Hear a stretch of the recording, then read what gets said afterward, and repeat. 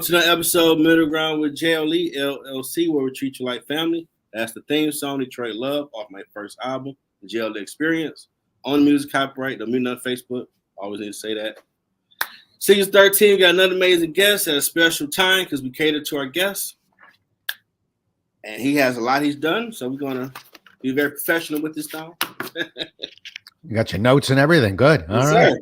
We had a speaker, 5-time best-selling author, podcast host, coach, top customer relationship management voice, and Jolles Associates Inc. President Robert Jolles, if I'm saying it right. Well, you're in the ballpark. Don't worry about it. Keep rolling. I like hearing you talk. Keep going. Welcome to the show, sir. Thank you. It's a pleasure. And by the way, if that's not enough for you, about 14 years ago, I got licensed as a live auctioneer. And I only do charities, but I do charities live auctions. So that's been kind of fun for me too. Add that one to the list. Yeah, that's to the list now. Awesome. Now, first question, what led you to this path? As a professional speaker? This whole journey, all of it. Oh, the path. Okay. I came out of University of Maryland. Within 2 weeks, I was selling life insurance. I was a New York life agent, life, health, disability. And I sold for 2 years, 3 months, about an hour and a half.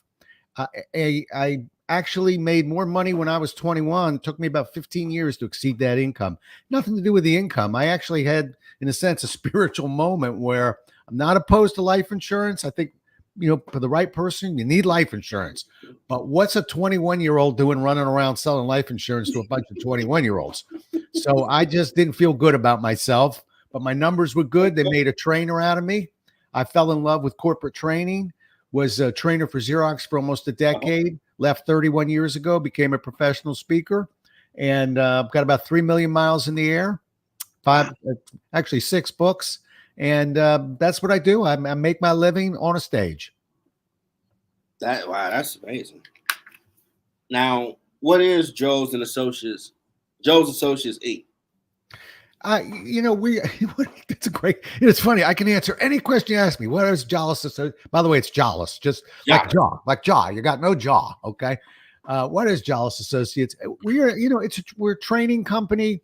We do consulting, specialize in persuasion and influence. So 90% of my seminars are for sales groups, financial industry. Probably work with 30 different banks in the country. Almost any bank you can name. Over my 3 decades, I've worked with them. But I work with Toyota and I work with pharmaceuticals. If persuasion's involved, I will get a call. That sounds good. Now, I got the website up there. Somebody want to check it out. Now, you're a best-selling author. What led you to writing? Well, what you learn is as a professional speaker, and we don't talk about that enough. People don't even realize there is a career called that. We know about teachers, we know about training specialists or corporate trainers, but a professional speaker is the one when you go through the Marriott and you go by that ballroom and you see that guy on the screen there ranting and chanting. That's me. And I was a frustrated actor, actually. But my dad was a Marine, and he was like, we're not having actors in this family. So I in a sense, was not allowed to be an actor. But when I got into corporate training, I realized, hey, I'm getting like an acting fix off of this. I get to get up there and do sort of a one-man show. And so all of a sudden, I got to combine my desire to act and perform. And away we went. But to be a professional speaker, to answer your question, you have to write. And and it's weird because you write a book, and I'm gonna let you in on a little secret. You write a book, and the day that book comes out, everyone goes, "Oh, he's real. He knows what he's talking about." I could write about tweezers. If I write a book about tweezers in the morning, people go, "Don't mess with him. That guy knows his tweezer." I'm telling you, look, he's got a book on it. So it creates this form of credibility. Between you and me, I was just as smart the day before than the day after the book came out. But we work hard, we get these books out, and that opens the door. And like anything else, Now the door's open. The rest is going to be up to us. We got to go in there with every bit of energy, enthusiasm, a desire to become great at what we do. I'm a very competitive guy. And that means it's like a golfer. I'm not rooting against you on your shot, but boy, do I want to put a ball in the middle of the fairway, knock it home, and have the greatest round of my life. I hear that. To you as well. I'm not rooting against you, but I'm playing my ball. But I love the competitive nature of professional speaking. And it's competitive because we're paid a fairly good sum of money for an hour or a day or whatever it is, which means you can't go in there like a sports team and go, you know what? I didn't have it today. Nah, have it. No, I wish you gotta bring it. Before I bought my ticket to the hockey game, but they didn't have it today. You can't do that as a professional speaker. Every day is the most important day of your life when you're in front of an audience, because that's the first time they've seen you, and you got to give it everything you got. I love that, and that's why I do what I do. And you're right. When you write a book, people look at you differently. Like, you publish 3 books. I hope you're not disappointed. All of a sudden you look at me funny, like I thought Rob's pretty good, but now he told me that. I don't know about this guy. Why did I start at 5 for him? Yeah, but no, it ain't that hard. Like, oh my God, I'm so scared to write a book. Like, why? You just put your business out there on your thoughts. They judge you anyway when you speak on it. Why not write it? And they go buy it and then tweet about how they hate it, but you bought it. Thanks. Yeah. People going back. Well, I hated someone. Let me go get it. Free advertisement. Well, yeah, and like I said, it opens the door, and I don't want to undersell myself. I mean, my books sell pretty well, so I think I've hit on something. But I think that if you want to know maybe why they sell well, is if you ever read a book of mine, it'll read to you exactly the way I'm talking to you right now. It'll have energy and emotion. I'm grateful. It's just sort of how I'm programmed, but I write the way I speak. And quite frankly, I like books that are authentic too. I like musicians that are authentic. I like to feel that music. I didn't even realize the other day I was listening to some music. I went, boy, almost all the music I have are live versions of whatever it is, because I like the authenticity of live. Yeah, when I record, I try to have like a live band playing. That sound like this sound like you at the concerts downtown Detroit. Like, wow. I need that feel to the music. Yeah. That it gives a difference. Gives it something different. Yeah. Yeah. While you're hunting that down, I will tell you something about that book, because I'm going to talk to you now, but audience, you can just take a rest, grab some Kool-Aid. I'm going to tell you need to write a book. And as my dad told me one time, it's an old saying, see that guy over there? Puts his pants on the same way you do, one leg at a time. It is the way you have grabbed on and decided I'm gonna do a podcast. It's not easy. Every show is different. You got to do a lot of work, but you know what? You're grinding. You're doing it. Writing's the same way. It's just like a podcast. Instead of 2 guests a week, it's 6 pages a week. Yeah, I got to finish. But grind away, and I'm going to tell you something. You write a book, I'd love to read your book. I think it would be a good book because I know it'd be authentic. Oh yeah, the 3 I've got out are in the positive realm. I'm on Amazon, so you look up Jeffrey Edwards, you find all 3. You got 3 books out on Amazon? Yeah. See, now if I were hosting this, I would have known that. But as a guest, I'm very lazy, so I didn't notice that. Well, congratulations to you, a fellow author. So obviously you're brilliant on whatever you've written about too. That's why I'm glad you said, like, yeah, people tend to do. You did what? You like, wow. Yeah. Yeah. It ain't hard. You're a grinder. Oh man. That's I try to live by all the titles I got up there to actually do it. Because people are like, he just lying. I don't lie. That's why I got media credentials. I'm a real journalist. Yes, I have my past. I can go to stuff. I write every month a LinkedIn article. I'm legit. Good. Good. You write 1 book, you're an author. Somebody told me this once. You write 2 books, you're a writer. So you are a writer. You got three, but one's good. Once you get that, it's like one song, great. Once you can show me, do another one that's really good. Now you're a musician, Yeah. Right? Yep. Two So albums out. yeah. When's the fourth one come out? I know 8 billion people have asked you that question. I figured I'd irritate you with it.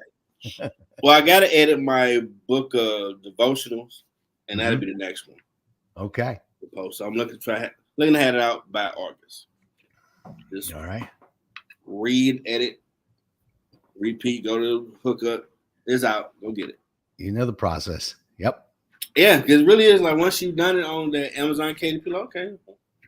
Just what I want to put, what design, color, do, what I'm saying on the back this time. Or I might not say that much. Like, you got a book, you already know who I am. Yep. Like, check out all this other stuff. Do more advertisement that way now. Yeah. Actually, you're absolutely right. The first one, I was kind of obsessed with telling people about myself on the back. By the time we got to the second or third, I didn't know what to say. Like, yeah. I'm talking about myself. Born and Trey with it. Oh, okay. You got to say something. Look at other people's books. Oh, okay.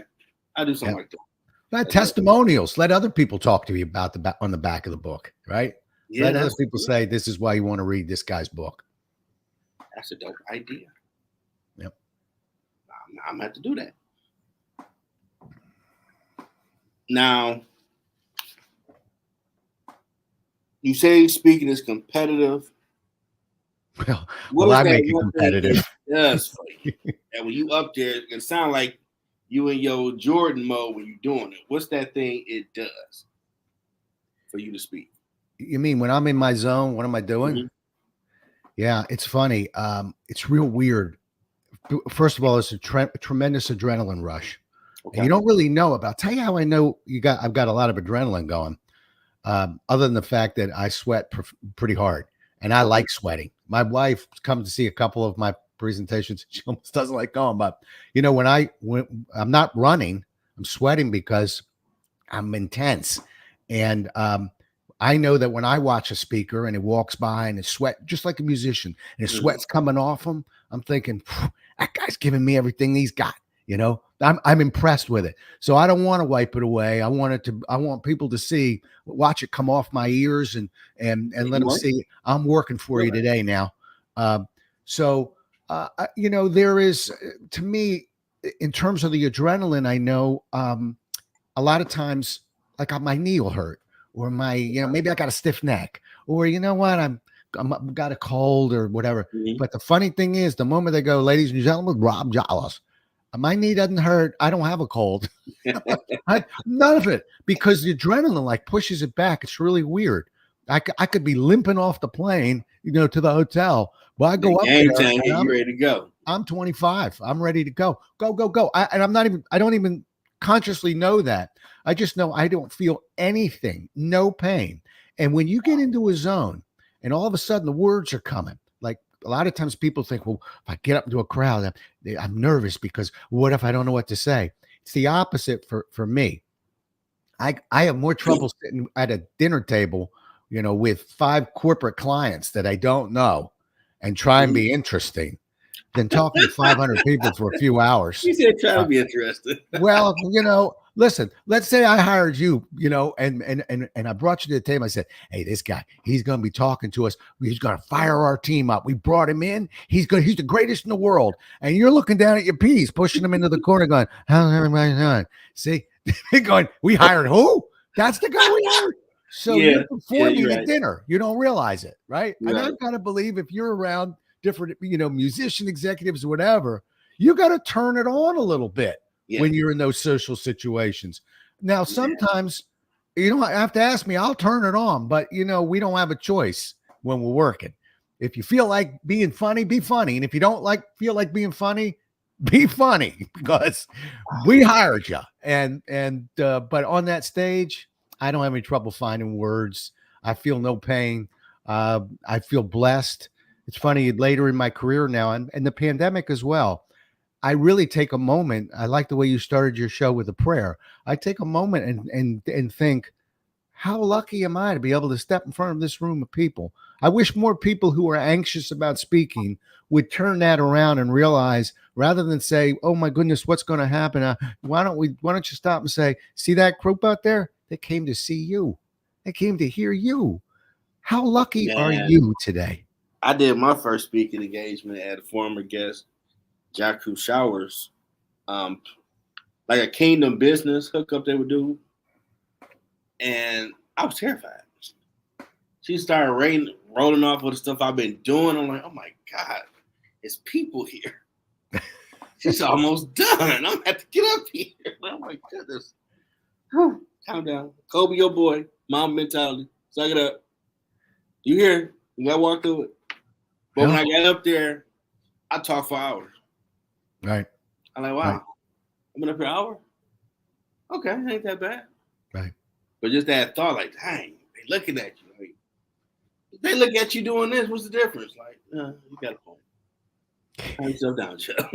You're overthinking this right now. Yeah. But you know what? Hopefully when you did it that time, if you had to do it next week, there'd be a voice in your head that says, well, wait a minute. What's our track record? Normally, this isn't as bad as I thought. Now do it a third time. Now do it a fifth time. Now do it a 15th time. Now do it a 50th time. You can see that pretty soon it's like sitting in your living room. It's easy. Yeah. The tough part is the flights, the storms, the Ubers. Yeah. It's not a perfect world, folks, but I'll tell you, when they call your name and you take that step up there, that's the fun part. And you want that audience to see how much you are enjoying that, because they'll enjoy it more as well. Just like, again, if I'm watching a musician and they look miserable on stage, even if you're making good music, it doesn't sound so good to me, right? No. I want you to look like you're joyous. It makes me joyous. That's true. I know when I was doing Anchor first, and people kept saying, do you have a way where we can engage people? Like, no, it's only audio. What you talking about? And I came across this like, oh my goodness, we got to go live now. Oh, well. And first episode, I was terrified. Like, oh my God, people looking at me. I ain't got no makeup person, all that. But now we watched, like, I ain't want that bad. It's all right. Swear down. Okay, let's go. Let's do it. I help other people that know, like, Chuck, you'll be all right. I got you covered. Ain't that bad. Yeah. So that's where, right now, people might look like, you like a veteran. Like, I'm still learning. I watch a lot of other people's shows, see how they engage with a guest, or if they have multiple people, how they keep it flowing. So I want to be on point. Yeah, but you know something? I'm maybe a couple years older than you are. Trust me. And I'm still learning. And the day I look at you and say to you, hey, how you doing? By the way, I stopped learning yesterday. I've decided I've learned enough. Is the day I retire. Because I don't belong in this business. I don't belong. Whatever I think I'm doing, I'm done doing it. Don't ever, nobody ever stop thinking that you've learned it all. It's a poisonous way of thinking. And yet a lot of people will think that, particularly, remember, I'm doing workshops. I'm teaching people how to sell. I'm teaching people that have been selling for 30 or 40 years. I'll tell you right now, the great ones, and I've worked with Toyota and Disney and Bank of America and Northrop Grumman, you name it, okay? Mm-hmm. I've met all the great ones. They are first in line to learn even this much, just a tiny new idea. If they think they may be able to learn that, first in line. Yeah. It's the wannabes right behind them and go, well, I've been to a few of these things. I know what I'm doing. But not a good way of thinking. I never want to be that guy. You always get better. Right. Always get better. Yeah. And I always want to make sure when I do get a guest that's coming on here like this, it won't take me so long to get them comfortable. Because I had a few over the years, like, I don't care where you was 4 o'clock in the morning. Oh, it ain't that party. Okay, let's do this. Like, yeah, relax. It's about you. I ain't digging no dirt. I ain't got no Olivia Pope nowhere. Right. And then just conversation about what they did to get to where they are. Well, and think about your audience. By the way, to me, almost every sentence should end with just think about your audience. You know, we're in a performance business here. The audience doesn't care if you got in at 4 a.m.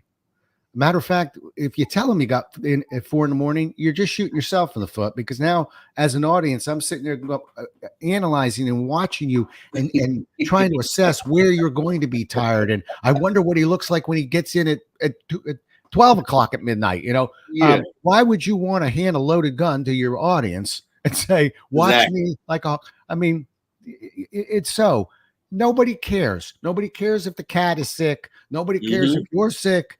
You got a job to do. And it's either do it or don't do it, right? But Hmm. there is no do it, but hedge your bets and tell the audience first time I've ever done it, or I'm not feeling so well today, or I got in late. No one cares, and they Nah. shouldn't care. Just nail it. Go do it. Yep. If Uh, you doing it, do it right. yeah, I'm trying to think. I saw a performer once. Hmm. Can't come up with his name, but saw him at Wolf Trap here in Virginia, and he got on the stage, and the first thing he said was, actually, I remembered his name. You ever heard of David Gray? I Really may good, have. I'm really looking good at. performer. He's Yeah. got a raspy voice. That's the irony of the story I'm telling you. But he Okay. got on stage and he said, "I'm not feeling real, so great today. My throat isn't so good. I've been doing a lot of performances, but I'll do the best I can tonight." And I have to tell you, I'm a huge fan. And I sat there and my shoulders slumped as a performer and went, "Oh, I wish he hadn't said that." And for the next 2 hours, I kept looking and listening for where his voice might break, where it may crack, where it's weak here or there. Why Hmm. am I so preoccupied with that? Why don't I just sit back, drink my beer, and listen to this guy sing who has a raspy voice anyway? Hmm. Yeah, they No. put you there in that Yeah. thought. You said something about it. Fair to Yeah. them. Do Nobody your needs to time. know. Right. Right. You're right about that. People tend to do that, which makes no sense. Now Mm. you got a podcast. What made you do it, and what's the name of it? All right, my daughter made me do it. Okay. But I thought it was a natural thing to do. It's called Pocket Size Pep Talks, Okay. and it's a my daughter who is a successful podcaster. She's got one called Middle Children, and I think another one. My daughter's a podcaster in New York. My son is a stand-up comic in L.A. Okay. Um, we were referred to as the Von Trapp family by the high school principal. My daughter is a really good pianist, but they both have podcasts, and they were sort of gnawing away at me. And so for a Christmas gift, my Okay. daughter got me a time with a sound engineer to do an intro, an outro, pick some royalty-free music, basically push me into it. And once I got that, I started a couple weeks before the pandemic, having no idea we were heading to a pandemic. And Yeah. I don't know about you, but I've totally fallen in love with it. I've written blogs. I call them blarticles. I trademarked it. Not a blog, not an article. It's a blarticle. Okay. But No. but I've done it for 15 years, over 400 of them. But when I write a blog, I could write in a closet. I'm not communicating with anybody. When I do a podcast, I get to meet you. I get to meet people. I get to extend my network. I get to learn things from other people. So I've really fallen in love with it, and I like I was a marathon runner. I like grinding away and just sort of smiling at the others and saying, "Well, I don't have any special secret sauce except I'm going to give you everything I got, and I'm not quitting." And Yeah. usually, though, you do those things. Doesn't have to be a podcast. You'll be successful. It'd be weird not to do a show. Right. Right. I'm so used to now, like, yeah, we gotta do a show. What we doing? Yeah. You do need to take a break here and there, recharge, but after you do that, get back to work. Right.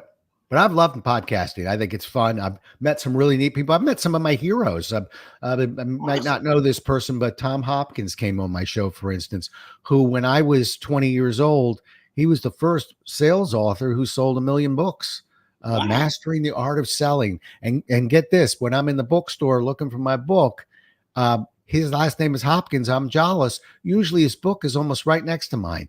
And so at the 21-year-old, he was like a rock star to me, and there he was on my show, nicest guy could be.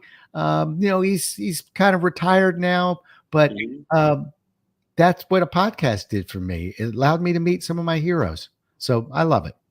Oh yeah, I met some phenomenal Yeah, you people. met me. Yeah, I haven't hit hero status yet, but I'm working on it.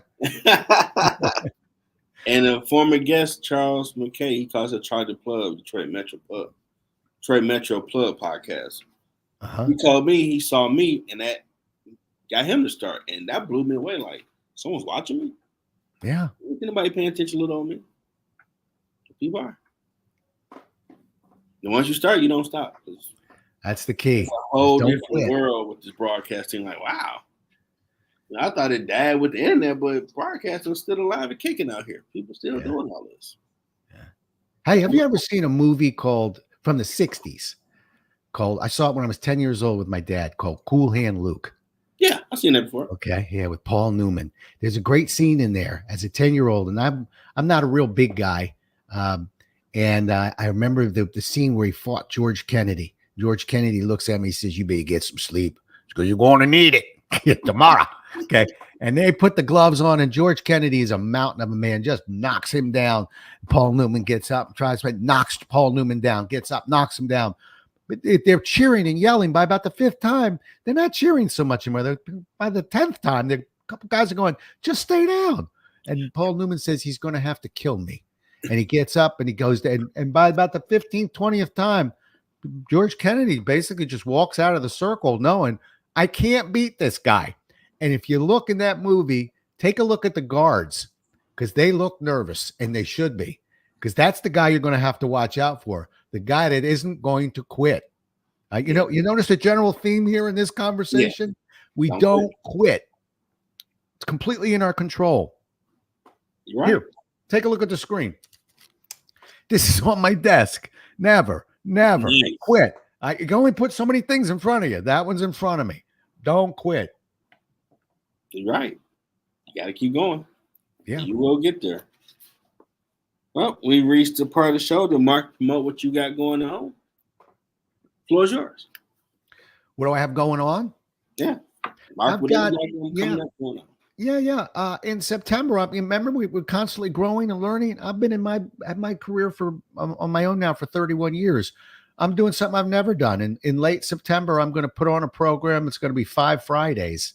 A virtual program called How to Master the Art of Professional Speaking. I'm going to be talking about connecting with speakers bureaus, how to find gigs, where we source speaking engagements, how to contract, from a delivery side, how to put together a keynote and a presentation. And one other part, I have one of my 5 sessions is called The Sauce. I think you'll like this. Nice. I was watching a Chef Ramsay thing of all. Okay. And I'm not big into Chef Ramsay, but my wife and I were watching, and they had some other chef on, and they were eating this guy's dish.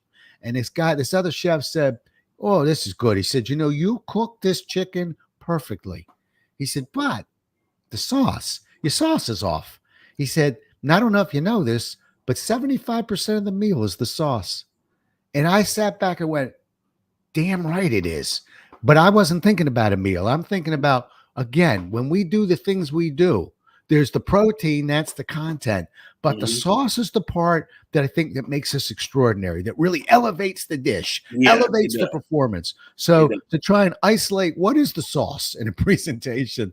And so anyway, but I'm doing that. And if you're interested, JOLLES.com, you can get a hold of me there. Okay. Anything else coming up? Booked or? I got gigs. I'm heading out to Chicago on Monday. I do what I do. I'm going out giving a keynote to a company on Tuesday morning.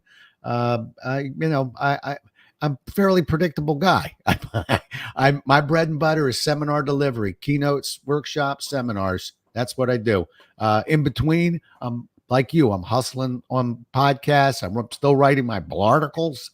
I do my thing, and I do auctions, as I mentioned, for charities. I don't do them every weekend, but now and then it's a way of giving back. It's really a nice thing. As a speaker, it's been very good to me.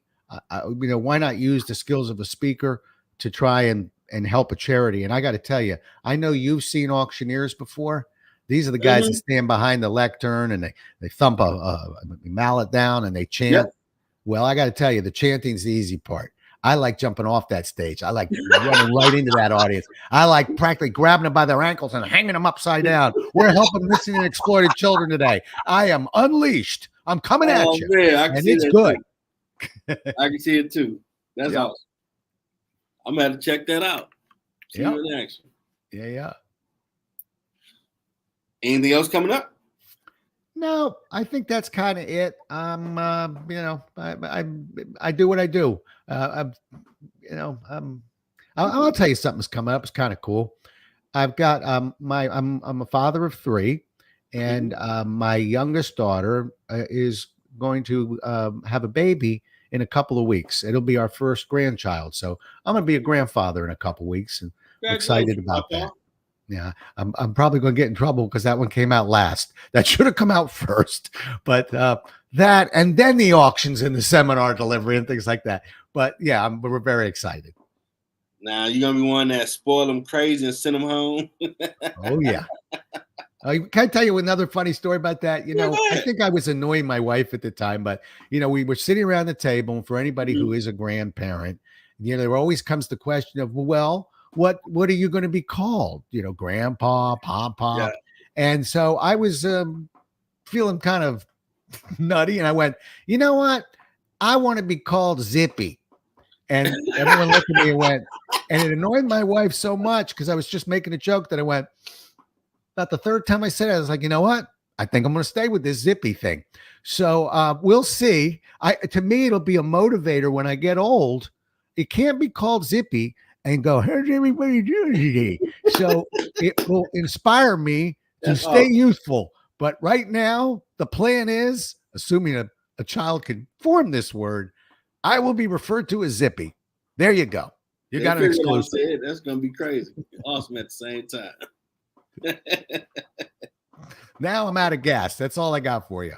Okay. So now my mom, when she became grandma, let them get away with murder like for real. Yeah. We got the belt, the switch. I only tell them don't act like you forgot. We couldn't dare be touching out on the wall with dirty hands and don't spare repercussions. They just playing around like, yeah, see, we understand y'all come grandparents, y'all get soft. Hell All yeah. that just would just die and just I'm gonna give them everything they want so they can love you. And I want to go to my grandparents' Yeah.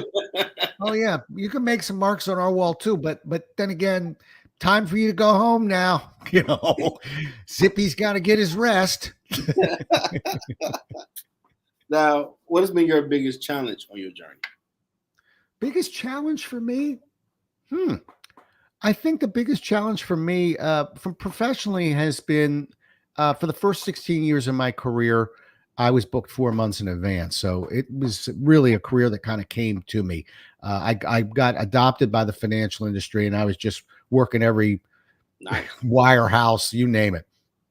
And then 2008 kind of came around, and we went into a financial crisis. Mm-hmm. And for the second end of my career, I have to source gigs like everybody else. But part of the challenge, and this is an irony, is you can get so good at something. I don't mean to be pat myself on the back, but I had a couple years where I was out 250, 260 nights delivering, Wow. on the road. That's how you get up to 3 million miles. Well, guess what? I have a wife. I have three children. And so I was doing a great job of being a breadwinner, and I was loving my career, but it was almost like I had an addiction where the addiction will lie to you, and the addiction will say, "Whoa!" But when you're home, you're really home. Oh, and in 2 months, that schedule lightens up a little bit. Well, of course, it lightens up. I'm really booked more than 2 to 3 months in advance, so it really Mhm. will be light. It just is a moving Yeah. mirage. So I think one of the biggest challenges of my life has always been professionally to stay in balance, meaning there's the work side of us and there's the family side of us. Yeah. And we it's really easy to overlook that other side. And all of a sudden I started seeing guys that I knew real well that were on the circuit with me with broken blood vessels in their nose from the alcoholism, living in townhouses, going through their divorces. And I just thought, I don't want that to be me. And I'm very blessed to have a wife who said, that ain't going to be you. And to do that, I had to pull back on my career. It's an unnatural act. Yeah. I'm bred to climb the ladder. And if the new rung presents itself, put your hand up on that ladder and go get it. Uh, well, who teaches us when you're high enough, or maybe to come back down that ladder, just ease back just a little bit? It's not an instinct, particularly for a guy. And I think in the conversation, I don't need to keep telling you, a little bit on the competitive side. Yeah. So was a major challenge to me. Stay in balance. And then, the more you're out, the more you're booked because you get seen. The less you're out, the more you have to fight for your gigs. But I'm proud to sit here and tell you that I'd rather fight for my gigs than be a guy that's out 280 nights a year, 260. I had a 280 one too as well. And not create a dysfunctional family. So that's been a challenge, but I've worked hard at trying to overcome it. Yeah, that work-life balance is a big thing for a guy who on that breadwinner vibe. Yeah. I actually wrote a book called The Way of the Road Warrior, Lessons in Business and Life from the Road Most Traveled, because I keep a journal. And I was, fun fact, I was actually in queue to be on Oprah, but she retired Okay. the show before I got on. But I I'd gone through the vetting process and all that. But it was a book that really talks about what we learn on the road, but then the back third of it really slid into the destructive qualities. You don't have to be a road warrior. You could be a lawyer or a doctor or anybody who just isn't present, isn't home. And how challenging that is, because we want to be successful, but at what cost? So that has been a challenge, but I feel like writing about getting that book out, and that book did pretty well. But here's an irony. I've only been hired once in my entire career to speak about that book, because most corporations, they don't want to pay a guy to fly in and go, "Hi, everybody, stay home more. Stop working so hard. How much we paying this guy? Get him out of there." So no. Get people back to the buildings. Right. They definitely want you doing that. Like, oh no. Right. So that's a secret little book of mine that people like to read it, but I don't talk about it a ton. Not professionally. I'll talk about it here. I'm not ashamed of it. I'm proud of it. Yeah, but you don't want your kids to say, "I remember you always paying for everything," but that's about it. Like, yeah, that's all you remember me. You was always working. Yeah. That ain't a good look. That ain't a good look. Got to find a little more balance. Yep. Now, in your words, what has been your impact in the community? In the community? Mm-hmm. I'd like to think my impact's been pretty good, because like I said, I work for a lot of charities.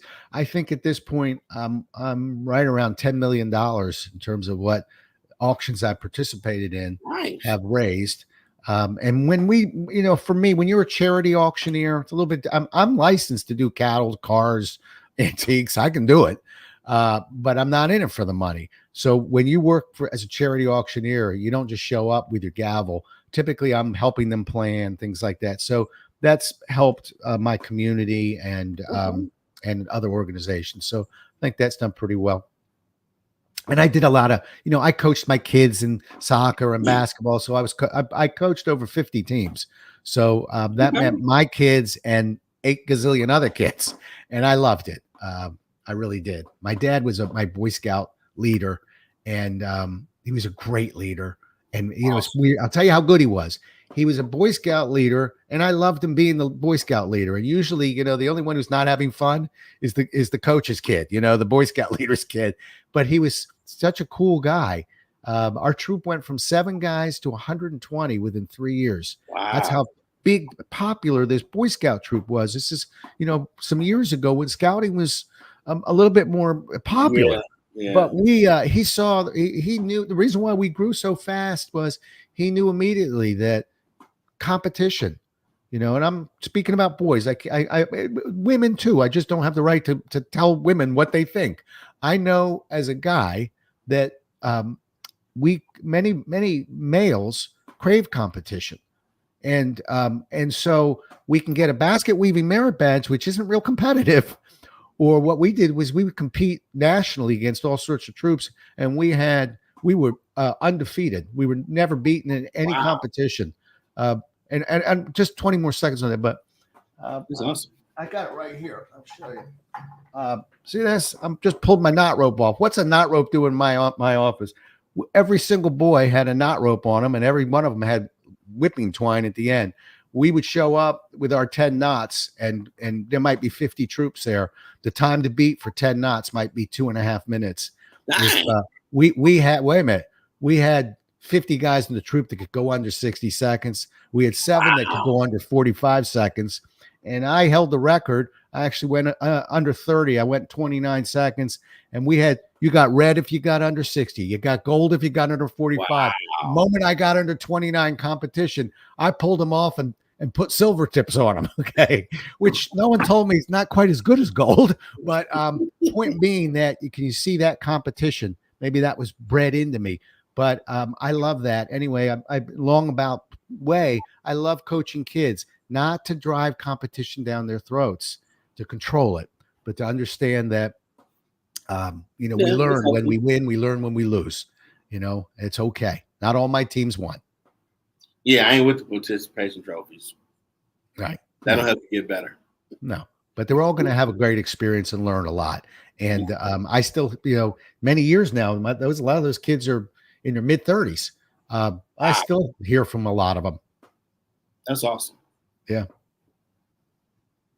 Well, we reached that Yoda game question. Hope made you relax, comfortable, giving that Nietzsche type perspective. What advice do you have for someone trying to find their purpose? Well, wow, that's a great question. It's one of the things that I do is I keep a journal. Mm-hmm. And I keep a journal because what I'm doing is I'm maintaining a conversation with myself. And it's methodical. And it's a way of being, in a sense, methodically observant. Now, I maintain a journal because I fly so much. So I would fly, on the way out, I'd write. On the way back, I'd write. When I didn't think I had much to write, I write a ton. When I think I know what I'm writing about, I don't write so much. But to just allow your mind to keep obsessing, keep a journal. I would bind them every year and actually send one down to Florida when my parents were alive, and I'd give the other one to my kids so they could see what their dad was thinking. But it helped me think things out a little bit, and I think that's important. I think that, remember when we talked about earlier where we're never so good that we can't get better, we can't get advice. Mm-hmm. Sometimes really great advice is going to come from ourselves. But that's why I tell people, don't worry if you think you have nothing to say. Say that. Say, today I have nothing to say. But I'll bet there'll be another sentence or two that follows it. I've found so many things when I thought I had nothing to say. But I think that's a great way of gaining wisdom. Real fast, but I think I was on a red eye once. I was coming back, which means I don't know whether I was asleep, awake. I don't know what, but I was in this quasi, where am I? And I came awake. I went, I got it. I now know the definition of wisdom. And I think and I wrote it down. And I think the definition of wisdom consists of 3 things. It consists of success, failure, and a conscious knowledge of the lessons learned from each. So if all you've been is successful, I'd shake your hand. Congratulations. I'm not so sure you're the wisest person in the room because it's all come to you kind of easy, but good for you. I admire that. If all you've had is failure, my heart goes out to you. But if you had, most of us have a combination of each, and we learn about why were we successful that day? Why were we not successful the other day? And we're methodically journaling that, recording that. That's how we become wiser. That's how we evolve. So that would be some advice. That's a great way to look at it, because we always talk to ourselves before we maybe go, who should I ask about this? Because you try to rationalize and figure it on your own, so you figure out who you think that's wiser and get their take on it. Yeah, but write it down. Makes more dope, because you can go back and look like, oh, yeah, I was thinking about that, huh? So maybe I should try that. Yeah, really cool. Write it down. I think what most of us do is we talk it out.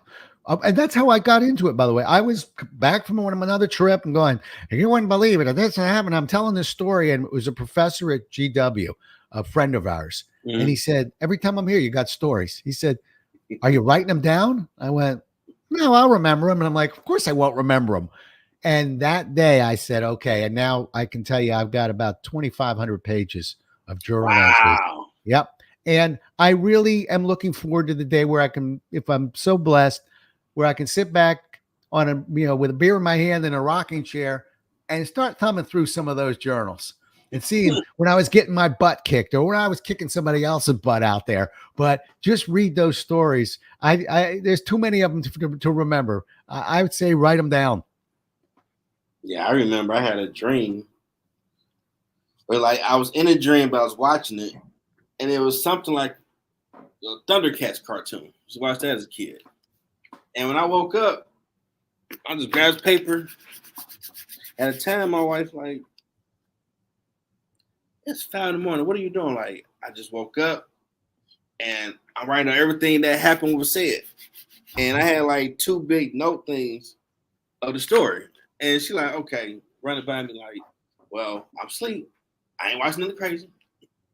And I wake up to where it's this gigantic battle scene, this happened, this, the sorcerer, like, all this happened in your dream. And you remembered it like, it's like I was there, but just watching them unfold. And when I woke up, writing everything I can remember, like, okay, I got to finish that one. That could be my Netflix show.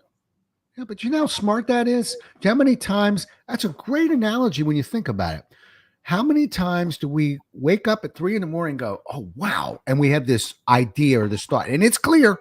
And the thing we tell ourselves is, I'll get up tomorrow morning. I'm writing this thing down. We go back to sleep. We wake up at 7 in the morning, whatever it is. And all we can remember is I had a really good idea that I was going to write down. I can't remember the dream. Well, if you take that and think about how many ideas that we have that we don't write down, and we con ourselves, we believe it, but we tell ourselves, I don't need to write it down. I'm going to remember it. You won't remember. Write it down. What's the worst that'll happen? You wrote it down and did remember it. Good. We didn't lose it. That's why everybody who's got a smartphone typically has a recorder on there. Use it. I used to walk around with a little pad of paper. I don't need it anymore. Micro cassettes, etc.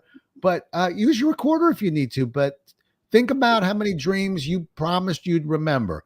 That's all you need to know in terms of how many ideas you promised you'd remember. Write them down. And that never happened before. That what blew me away. Like, yeah, felt so real. And after almost a book and a half of them long notepads, I'm like, damn, I should have been saying it because, man, I got to retype this crap. I got to get off my butt and retype it. So that could be another book get put out here, too. There you go. Getting off your butt. Call that book Getting Off Your Butt. Yeah, because I know that's going to be on Netflix. And it reminds you of the old school, how we had real good cartoons back in the day with lessons you learn. Stuff I see now like this trash. They can't learn nothing from that. Or just violent. Like, no, I don't watch that. No, nephew, no, you ain't watching that. We're going to watch something else. And now just have this conversation with you like, yeah, idiot, once you put that book out here, you're going to really see what it do. Did it start off hype? You're like, dang, this 300 or something? What the hell? This the story? Like, hey, that's how it starts. So don't when it come out to a movie too, hey, don't go get your food early. You're going to miss something. Or buy another ticket. You can do that. Yeah. Got one of my supporters. Good evening, everyone. Watching live from Liberia. Appreciate you, Franklin. Sure do. Over there. Shout out to you. And that's like, wow, Liberia, bro. That's pretty impressive. Pretty cool. Hey, you were talking about cartoons. I got one in my head. As a kid, what was your favorite cartoon? Because I think it tells something about us. Oh. You go and then I'll go. Oh, man, the 80s, we had so many. But I gotta go with Optimus Prime, man. Transformers. Yeah. He like that grandfather always teach you something. All right.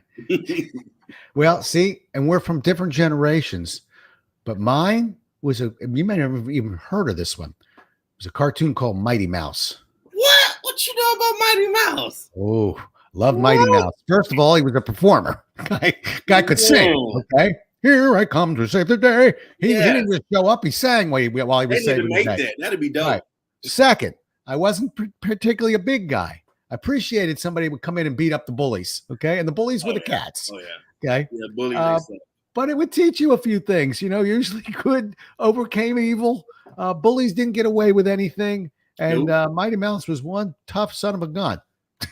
Man, it was an old channel, the old black and white TVs they used to, and I was graduating like in 96, like a channel 38 here. And it had a lot of old school cartoons. Like they got Deafy Dog, Mighty Mouse. They had a Hercules cartoon back there. Wow. Like, who is this channel?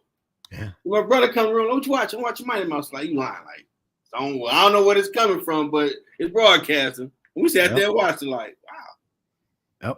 Yep. Everybody has Mickey Mouse watches. When I was in 4th grade, my parents got me a Mighty Mouse watch. Look, just like a Mickey Mouse. Watches, that's dope. Had that big chested Mighty Mouse pointing at the numbers. It was great. His chest was out too when he turned to Mighty Mouse. Oh, he was in good shape, that mouse. Yeah. Yeah, he whooped up on people too. Now, I love DuckTales because Uncle Scrooge taught you money. Fighting. And he was stingy as hell. Like, you start a business and then I might invest. Like, but then your nephews. Don't matter. Like, dang.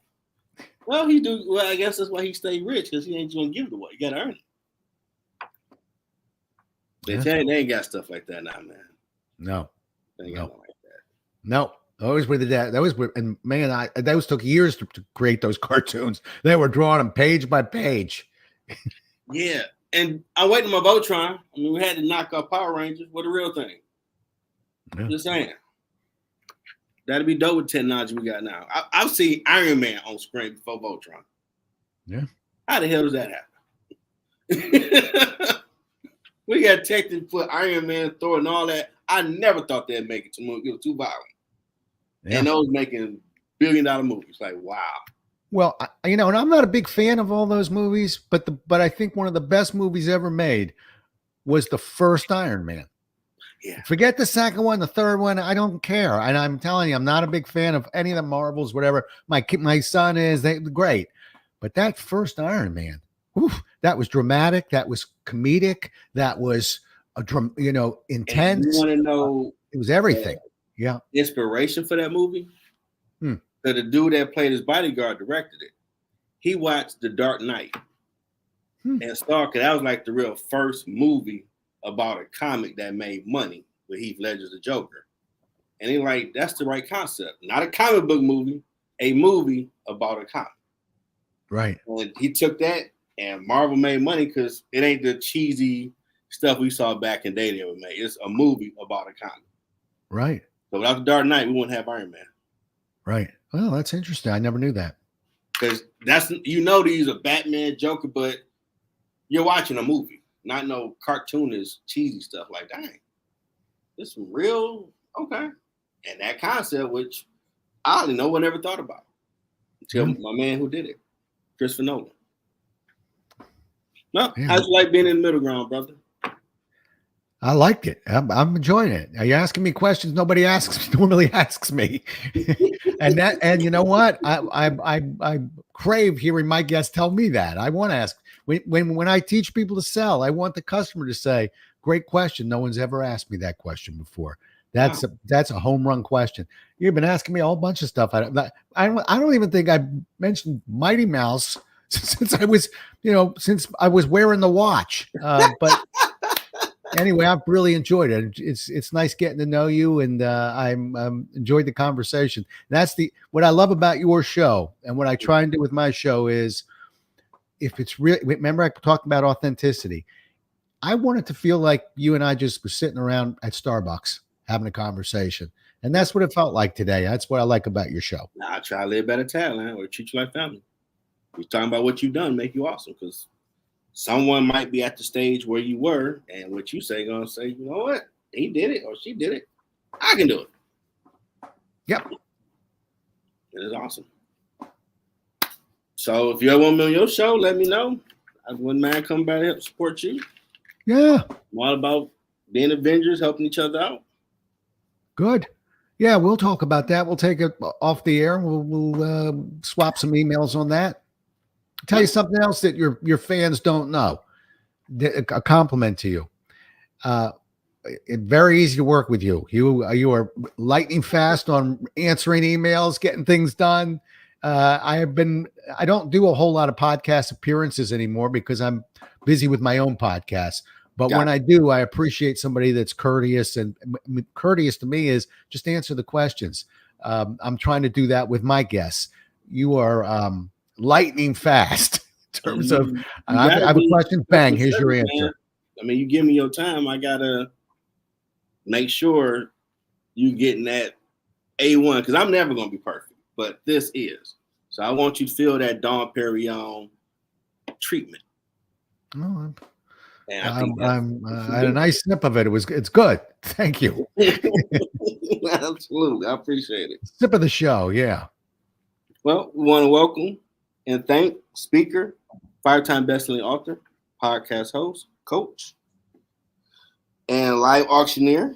There you go. Actor, top customer relationship management voice, and Jolles. I said it right this time. You got it. Yeah, that's it. Associates Inc. President Robert Jolles. Yes, sir. And you found me now, so you need me to support something, let me know. Yep. We'll talk. And to everybody, enjoy your weekend.